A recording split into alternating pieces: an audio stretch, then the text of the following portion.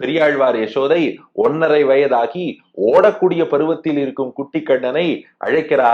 நீ என்னை நோக்கி ஓடி வரணும்டா. நீ ஓடி வரும்போது உன்னுடைய ஆபரணங்களில் இருந்து ஒலி சப்தமானது கேட்க வேண்டும்.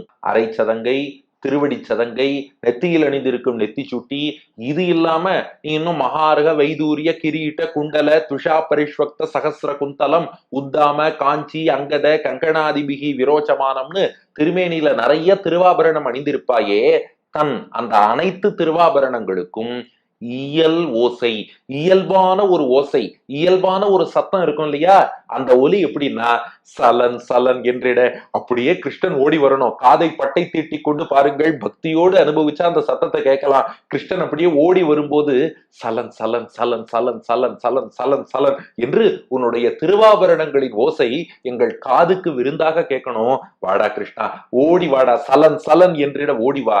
நீ வரும்போது அந்த காட்சி எப்படி இருக்கணும்னா, இந்த சலன் சலன் தன் ஆபரணங்கள் அணிந்து இருக்கானே, அதெல்லாம் மேகத்தின் கீற்றுகள் போல அப்படியே திருமேனியில படிஞ்சிருக்கான்.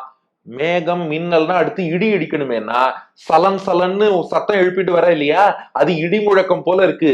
நீயே ஒரு மேக குட்டி, உன் திருமேனியில உள்ள ஆபரணங்கள்லாம் மின்னல் குட்டி, சலன் சலன்கிற ஓசை இடி குட்டி. அதனால இது மேக குட்டி, மின்னல் குட்டி, இடி குட்டி, மூன்றும் சேர்ந்து வருவது போல. இன்னும் சிறப்பா ஒரு அர்த்தம் சொல்லட்டுமான்னு கேட்டா பெரியாழ்வார் யசோதை, சொல்லும் நான் கிருஷ்ணன், நான் எதுக்குடா மின்னல ஆபரணத்துல தேடணும்? உன் திருமார்பில்தான் பிராட்டி மகாலட்சுமி உட்காண்டிருக்காளே, மின்னல் போல பிரகாசிக்கிறாளே. அப்ப நீ கருமேகம், திருமார்புல உள்ள பிராட்டி மின்னல் குட்டி, உன்னுடைய சலன் சலன்கிற ஓசை இடி குட்டி.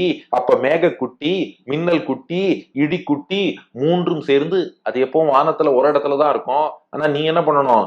மின் இயல் மேகம் விரைந்து எதிர் வந்தார் போல், விரைந்து வேகமா ஓடணும். இந்த பேரு தளர் நடை, மெதுவா நடக்கிறதெல்லாம் நடந்தாச்சு, இப்போ ஓடணும். விரைந்து, விரைவா, ஃபாஸ்டா, வேகமாக எதிர் வந்தார் போல். நம்மை நோக்கி ஒரு மேகம் இடி மின்னலோடு வந்தா எப்படி இருக்கும்? எதிர் வந்தார் போல், அப்படி எதிரே வருவது போல கிருஷ்ணா என்னை நோக்கி ஓடி வாடா, வந்து அணைச்சுக்கோ, உன்னை அள்ளி தூக்கி இடுப்புல வச்சுக்கிறேன்னா. பதிலே இல்ல, அப்படியே நிக்கிறான் கிருஷ்ணன். என்னடா இது இவ்வளவு கூப்பிடுறேன், குத்துக்கல்லு மாதிரி நிக்கிற? எம் பெருமான், பெருமான் என்றால் நாதன், தலைவன் அர்த்தம்.